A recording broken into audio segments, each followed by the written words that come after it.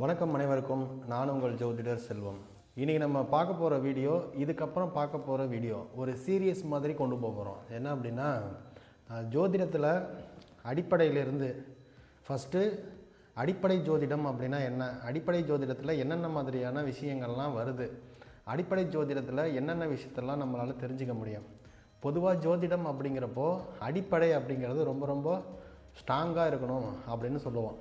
ஏன்னா இந்த அடிப்படையில் தான் நீங்கள் ஜோதிடத்தில் பயன்படுத்தக்கூடிய அத்தனை விஷயத்தையும் தெரிஞ்சுக்க முடியும். அதனால தான் அதை அடிப்படைன்னு சொல்கிறோம். அப்போது அடுத்தது உயர்நிலை அப்படின்னா என்னென்னா, நம்ம அடிப்படையில் கற்று வச்சுருக்கிறது எல்லாத்தையும் நம்ம பலன் எடுக்கிறதுக்கு பயன்படுத்தணும்.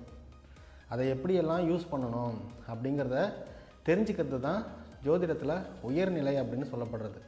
இப்போது ஜோதிடத்தில் அடிப்படை அப்படின்னு எடுத்துக்கிட்டோம்னா என்னென்னலாம் நம்ம ரொம்ப முக்கியமாக தெரிஞ்சு வச்சுக்க வேண்டியது, அதாவது அடிப்படைன்னு வரப்போ நாம் அதில் ரொம்ப ரொம்ப ஸ்ட்ராங்காக இருக்கணும் அப்படின்னு அர்த்தம். அப்போது ஸ்ட்ராங்காக இருக்கிறது அப்படின்னா நாம் அதெல்லாம் மனப்பாடம் பண்ணி வச்சுக்கிறது அப்படின்னு அர்த்தம். நம்ம எதெல்லாம் மனப்பாடம் பண்ணுறது, ஏன்னா ஜோதிடத்தில் மனப்பாடம் பண்ணுறதுக்கு கோடிக்கணக்கானது இருக்குது. எல்லாத்தையும் நம்ம மனசில் போட்டு பதிய வைக்க முடியுமா அப்படிங்கிறது ஒரு பெரிய கேள்விக்குறி தான். ஏன்னா எல்லா விஷயமும் எல்லா நேரத்துலையும் நமக்கு ஞாபகம் வராது. ரெண்டாவது, எந்த பலனுக்கு எதை நம்ம ஞாபகப்படுத்தி சொல்கிறது அப்படிங்கிறதும் எல்லாருக்கும் சரியாக வராது. அப்போது நம்ம அடிப்படையில் சில விஷயங்களை ரொம்ப ஆழமாக நம்ம மனசில் பதிய வச்சாதான் பலன் எடுக்கிறப்போ ஒரு ஜாதகத்தை பார்க்கும்போது அதில் பலன் எப்படி வெளிப்படும் அப்படின்னா, நம்ம மனசில் பதிய வச்சுருக்க விஷயங்கள்லேருந்து நமக்கு பலன்கள் அப்படிங்கிறது வெளிப்படும். அப்போது நம்மளுடைய ஆழ் மனசில் இந்த ஜோதிடம் சம்பந்தமான அடிப்படை விஷயங்கள் என்னென்னலாம் பதிய வைக்கணும் அப்படின்னா, ஃபஸ்ட்டு ஜோதிடம் அப்படிங்கிறது என்ன அப்படிங்கிற ஒரு பேசிக்கான ஒரு புரிதல் இருக்கணும். இந்த ஜோதிடம் அப்படிங்கிறது ஒரு அறிமுகம் மாதிரின்னு வச்சுக்கோங்களேன். இந்த ஜோதிடம்னா என்ன, அது எதுக்காக யூஸ் ஆகுது, அதோட பயன்பாடுகள் என்ன, அதை வச்சு என்னென்னலாம் பண்ணலாம் அப்படிங்கிறத ஓரளவு நம்ம தெரிஞ்சு வச்சுக்கிறது. ரெண்டாவது கட்டம் என்ன அப்படின்னா, இந்த ஜோதிடத்தில் என்னென்ன விஷயங்கள்லாம் இருக்குது அப்படிங்கிறத ஒரு சர்ச் பண்ணிடணும். இப்போது ஜோதிடத்தில் எடுத்துக்கிட்டிங்கன்னா ஃபஸ்ட்டு 9 கிரகங்கள் இருக்குது அப்படிங்கிறத தெரிஞ்சுக்கணும். இந்த 9 கிரகங்கள் என்னென்ன அப்படிங்கிறத நம்ம தெரிஞ்சுக்கணும். இது ஃபஸ்ட்டு. ரெண்டாவது, ராசி கட்டம் அப்படின்னு ஒன்று போடணும். இப்போ 12 கட்டங்கள் இருக்கும், சரிங்களா? அந்த 12 கட்டங்கள் எங்கேருந்து ஆரம்பித்து எங்கே முடியுது அப்படிங்கிறத தெரிஞ்சுக்கணும். பொதுவாக ராசி கட்டங்கள் நம்ம போடுறோம், அது வட்டமாக உள்ளது தான் நம்மளுடைய ராசி மண்டலம். ஆனால் அந்த வட்டமாக உள்ளது பார்க்குறதுக்கோ இல்லை அதில் நம்ம ஒரு விஷயத்தை ஒரு பங்கு பிரித்து கொடுக்கும்போது சில சிக்கல்கள் வரும். அதனால் ஸ்கொயர் ஷேப்பில் நம்ம போட்டுறோம். அப்படி போடுறப்ப பாக்ஸாக இருக்கா, அதுக்கு அழகாக இதில் 10 அதில் 10 அப்படின்னு பங்கு வைக்கிறதுக்கு ஈஸியாக இருக்கிறதுனால இந்த கட்டங்களை வந்து நம்ம சைடில் பயன்படுத்துகிறோம். அப்போது இந்த ராசி கட்டம் அப்படிங்கிறது 12 ராசிகள் என்ன அப்படிங்கிறத ஆர்டர் வைஸ் தெரிஞ்சுக்கணும். எங்கேருந்து ஆரம்பிக்குது, மேசத்தில் ஆரம்பித்து மீனத்தில் முடியும். அப்போ மேசத்துலேருந்து மீனம் வரைக்கும் உள்ள 12 ராசிகளை கட்டாயம் மனப்பாடம் பண்ணியே ஆகணும். அது எந்த கட்டத்தில் வருது, ராசி கட்டத்தில் மேசம் எது, ரிஷபம் எது, மிதுனம் எது அப்படிங்கிறத ஆர்டர் வைஸ் நம்ம ஞாபகம் வச்சுக்கிட்டா தான் மற்ற விஷயங்களை நம்ம ஈஸியாக ஞாபகம் வச்சுக்க முடியும். உதாரணத்துக்கு ஒரு கட்டம் இங்கே நான் டிஸ்பிளே பண்ணுறேன், அதை பார்த்துக்கோங்க. இப்போது இந்த கட்டத்தில் பார்த்தீங்கன்னா மேஷம் அப்படின்னு போட்டிருக்கா, ரிஷபம் அப்படின்னு போட்டிருக்கா, மிதுனம் அப்படின்னு போட்டிருக்கா. இப்போது 12 ராசிகளும் இந்த ராசி கட்டத்துக்குள்ளே இருக்குது. இது எல்லாமே அந்தந்த ராசிகள் அப்படின்னு அர்த்தம். இப்போ மேஷத்தில் ஆரம்பித்து மீனத்தில் முடியுது அப்படின்னு பார்த்துட்டோம். இப்போது இந்த 9 கிரகங்கள் பார்த்தோம் இல்லையா, இந்த 9 கிரகங்கள் அப்படிங்கிறது எந்தெந்த ராசியோட சொந்தமாக இருக்குது அப்படின்னு பார்க்கணும். அப்போது சிம்மம் அப்படிங்கிறது சூரியனுடைய வீடு, கடகம் அப்படிங்கிறது சந்திரனுடைய வீடு. இவங்க 2 பேருக்கும் ஒரு வீடை கொடுத்துட்டோம்னா பாக்கி இருக்கிற அந்த 10 வீடுகளையும் ஒரு கிரகத்துக்கு 2 வீடு அப்படின்னு பிரித்து கொடுத்துடலாம். அப்படி பிரித்து கொடுத்தோம்னா செவ்வாய்க்கு மேசமும் விருச்சகமும் வந்துடும், சுக்கிரனுக்கு ரிஷபமும் துலாமும் வந்துடும், புதனுக்கு மிதுனமும் கன்னியும் வந்துடும், சனி பகவானுக்கு மகரமும் கும்பமும் வந்துடும், குரு பகவானுக்கு தனுஷும் மீனமும் வந்துடும். சரி சார், 7 கிரகம் முடிஞ்சிருச்சு, பாக்கி ராகு கேது அப்படிங்கிறவங்களுக்கு ராசி கட்டத்தில் இடம் இல்லையா அப்படின்னா, இவங்களுக்கு தான் இந்த 2 வீடு ஆனால் அந்த ராகு கேதுவுக்கு மொத்த ராசி மண்டலமுமே அவங்க வீடு தான். அப்போது அந்த ராகு கேது அப்படிங்கிறவங்களுக்கு தனியாக எந்த வீடும் ஒதுக்கப்படலை. அவங்க எந்த வீட்டில் போய் உட்காடுறாங்களோ அதை தன்னுடைய வீடாக அவங்க எடுத்துப்பாங்க. ஓகேவா? இந்த புரிதலோடு இதை நிப்பாட்டிக்கோங்க. அடுத்ததாக 12 ராசி பார்த்தாச்சு, 9 கிரகங்கள் பார்த்தாச்சு. அடுத்ததாக நம்ம பார்க்குறது நட்சத்திரம். இந்த நட்சத்திரங்கள் அப்படிங்கிறது 27 நட்சத்திரங்கள் இருக்குது. சாஸ்திரத்தில் அபிஜித் அப்படிங்கிற ஒரு நட்சத்திரம் குறிப்பிட்டிருக்கு.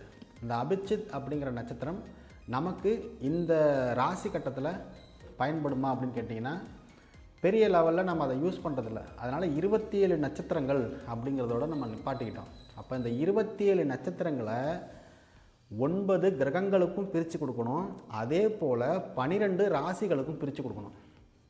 இப்போது 9 கிரகங்கள் இருக்குது, 27 நட்சத்திரங்கள் இருக்குது. அதனால் ஆளுக்கு 3 நட்சத்திரம் அப்படின்னு பிரித்து கொடுத்துடலாம். இப்போது அஸ்வினியில் ஒரு நட்சத்திரம் ஆரம்பிக்குதுன்னா ஒரு ஆர்டராக எழுதிக்கோங்க. அந்த லிஸ்ட்டை நான் டிஸ்பிளே பண்ணுறேன். அந்த லிஸ்ட்டில் நீங்கள் பார்த்துக்கலாம். கேது, சுக்கிரன், சூரியன், சந்திரன், செவ்வாய், ராகு, குரு, சனி, புதன். இந்த ஆர்டரில் எழுதிக்கிட்டு நட்சத்திரங்களை வரிசையாக எழுதிடுங்க. அஸ்வினி, பரணி, கிருத்திகை, ரோகிணி, மிருகசீரிடம், திருவாதிரை, புனர்பூசம், பூசம், ஆயில்யம், மகம், பூரம், உத்திரம், ஹஸ்தம், சித்திரை, சுவாதி, விசாகம், அனுசம், கேட்டை, மூலம், பூராடம், உத்திராடம், திருவோணம், அவிட்டம், சதயம், பூரட்டாதி, உத்திரட்டாதி, ரேவதி. இப்படி 3 பாகமாக பிரிச்சுக்கிட்டு நீங்கள் அதை எழுதிட்டிங்கன்னா மனப்பாடம் பண்ணுறதுக்கு ஈஸியாக இருக்கும். இப்போ கேதுவுக்கு அப்படின்னு எடுத்துக்கிட்டோம்னா அஸ்வினி, மகம், மூலம் அப்படிங்கிற 3 நட்சத்திரமும் கேதுக்கிட்ட கொடுத்தாச்சு. அடுத்ததாக பரணி, பூரம், பூராடம் அப்படிங்கிறது சுக்கிரனுடைய நட்சத்திரம். அடுத்ததாக கிருத்திகை, உத்திரம், உத்திராடம் சூரியனுடைய நட்சத்திரம். ரோகிணி, ஹஸ்தம், திருவோணம் சந்திரனுடைய நட்சத்திரம். மிருகசீரிடம், சித்திரை, அவிட்டம் செவ்வாயினுடைய நட்சத்திரம். புனர்பூசம், விசாகம், பூரட்டாதி இந்த 3 நட்சத்திரமும் குருவினுடைய நட்சத்திரம். பூசம், அனுசம், உத்திரட்டாதி சனியினுடைய நட்சத்திரம். ஆயில்யம், கேட்டை, ரேவதி புதனுடைய நட்சத்திரம். இப்போது இந்த ஆர்டரில் நீங்கள் இந்த நட்சத்திரங்களை மனப்பாடம் பண்ணி ஆகணும். இந்த 27 நட்சத்திரங்களையும் கிரகங்களுக்கு பிரித்து கொடுத்தாச்சு. 3 நட்சத்திரமாக பிரித்து கொடுத்தாச்சு. அடுத்ததாக நம்ம 12 ராசிக்கும் இந்த 27 நட்சத்திரங்களை பிரித்து கொடுக்கணும். அப்படிங்கிறப்போ ஒரு ராசியிலையும் 3 நட்சத்திரத்தை அடைச்சோம் அப்படின்னா 12 ராசிக்கும் சரியாக பங்கிட்டு கொடுக்க முடியாது. அதனால் நட்சத்திரங்களை பாதங்களாக பிரிக்கிறோம். ஒரு நட்சத்திரத்தை 4 பாதமாக பிரிக்கும் போது நமக்கு 108 பாதம் அப்படிங்கிறது கிடைக்கும். அப்போ அந்த 108 பாதத்தை 12 ராசிக்கும் நம்மளால் ஈஸியாக பிரித்து கொடுக்க முடியும்.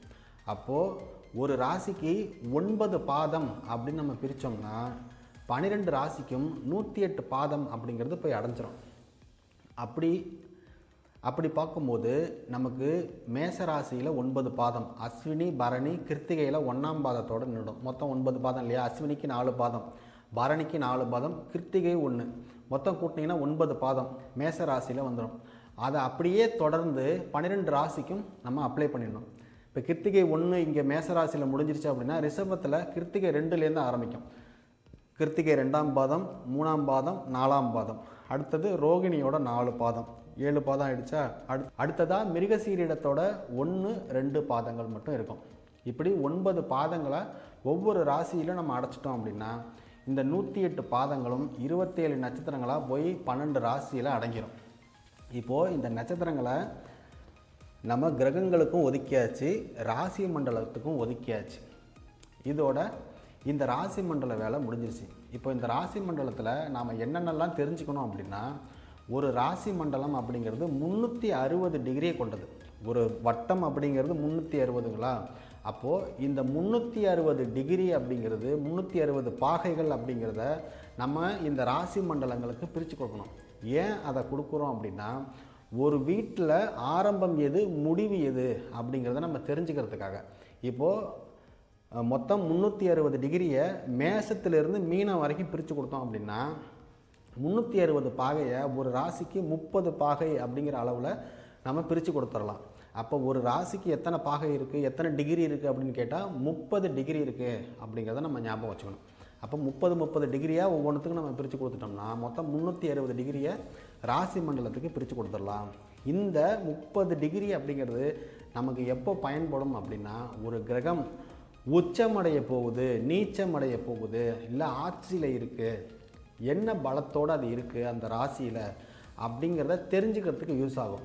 அதே மாதிரி அந்த டிகிரி நம்ம ஒரு கிரகம் போய் ஒரு ராசியில் நிற்கிது அப்படின்னா அது எத்தனை டிகிரியில் நிற்கிதுன்னு பார்த்தோம் அப்படின்னா அது எந்த நட்சத்திர பாதத்தில் நிற்கிது அப்படிங்கிறத நம்மளால் புரிஞ்சுக்க முடியும். அப்போது இந்த 360 டிகிரியும் இந்த 27 நட்சத்திரங்களோட பிரித்து கொடுக்கப்பட்டது மாதிரி. அப்போது இப்போ இந்த 27 நட்சத்திரத்துக்கும் இந்த 360 டிகிரியை பிரித்து கொடுக்கணும் அப்படின்னா ஒரு நட்சத்திரத்துக்கு 13 டிகிரி 20 மினிட் அப்படிங்கிறது பங்கிட்டு கொடுக்கப்படும். அப்படி ஒரு நட்சத்திரத்தோட அளவு 13 டிகிரி 20 மினிட் அப்படிங்கிறது. இந்த 27 நட்சத்திரத்தை நம்ம 108 பாதமாக பிரிச்சிருக்கோம் இல்லையா? அப்போது ஒரு நட்சத்திரத்துக்கு 13 டிகிரி 20 மினிட் அப்படிங்கிறது இருக்குது. அப்போ ஒரு நட்சத்திரத்தை 4 பாதமாக உடைக்கும் போது அந்த ஒரு நட்சத்திர பாதத்தோட அளவு எவ்வளோ மாறும்? 3 டிகிரி 20 மினிட்டாக மாறிடும். அப்போது 9 பாதத்தையும் 3 டிகிரி 20 மினிட் கூட்டினீங்கன்னா அந்த ராசியினுடைய அளவு கிடச்சிரும். அப்போது ஒரு டிகிரி எதுக்கு பயன்படுது? ஒரு கிரகம் எந்த நட்சத்திர காலில் இருக்குது அப்படிங்கிறத பார்க்குறதுக்கும் ஒரு கிரகம் எந்த வலிமையோடு அந்த ராசியில் இருக்குது அப்படிங்கிறத தெரிஞ்சுக்கிறதுக்கும் இந்த பாகை அப்படிங்கிறது பயன்படுத்தப்படுது. இதில் இந்த பாகைகளுடைய அளவை வச்சும் நம்ம பலன்கள் பல விதங்கள் எடுக்கலாம். அதை நம்ம கொஞ்சம் கொஞ்சம் போகிறப்ப அட்வான்ஸில் பார்த்துக்கலாம். இப்போதைக்கு ராசி மண்டலத்தில் இருக்கக்கூடிய அடிப்படை விஷயங்களை நீங்கள் தெளிவாக புரிஞ்சுக்கிட்டால் தான் மற்ற விஷயங்களை உங்களால் எளிதாக புரிஞ்சுக்க முடியும். இப்போ சொன்ன வரைக்கும் உள்ள விஷயங்கள் உங்களுக்கு ஈஸியாக புரிஞ்சிருந்துச்சு அப்படின்னா அதுக்கப்புறம் சொல்லக்கூடிய விஷயங்கள் எல்லாத்தையுமே நீங்கள் ஈஸியாக அண்டர்ஸ்டாண்ட் பண்ணிக்கலாம். ஃபஸ்ட்டு நம்ம சொல்ல வேண்டியது, ஒரு ராசி மண்டலம் இருக்குது. அந்த ராசி மண்டலத்தில் 12 ராசிகள் இருக்குது. மேஷத்திலிருந்து ஆரம்பித்து மீனம் வரைக்கும் உள்ள 12 ராசிகள் இருக்குது. அந்த 12 ராசிகளும் 360 பாகைகளால் பிரிக்கப்பட்டிருக்கு. ஒரு ராசிக்கு 30 பாகை அப்படிங்கிறது ஃபஸ்ட்டு ஞாபகம் வச்சுக்கணும். ரெண்டாவது 9 கிரகங்கள்.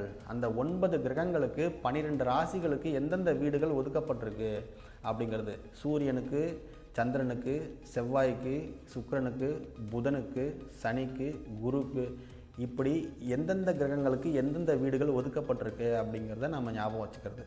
அடுத்ததாக மேஷத்திலிருந்து ஆரம்பித்து மேஷத்தில் அஸ்வினியில் ஆரம்பித்து மீனத்தில் ரேவதி வரைக்கும் நம்ம பிரித்து கொடுக்குறோம். அப்படி பிரித்து கொடுக்குறப்ப ஒரு நட்சத்திரம் 4 பாதமாக பிரியுது.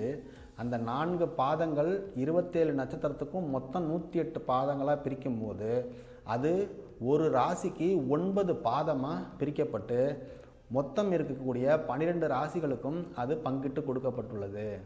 இவ்வளவு தான். இது நம்ம மெயினாக தெரிஞ்சுக்கணும். இதை ரொம்ப ஆழமாக ஞாபகம் வச்சுக்கணும். ரொம்ப ரொம்ப முக்கியமானது என்னென்னா, எந்த ராசியில் எந்த நட்சத்திரம் இருக்குது, எந்த ராசி எந்த கிரகத்தினுடைய சொந்த ராசியாக இருக்குது, சொந்த வீடாக இருக்குது அப்படிங்கிறத தெரிஞ்சுக்கணும். தெரிஞ்சுக்கிட்டால் தான் இதுக்கப்புறம் வரக்கூடிய விஷயங்களை உங்களால் ஈஸியாக புரிஞ்சுக்க முடியும்.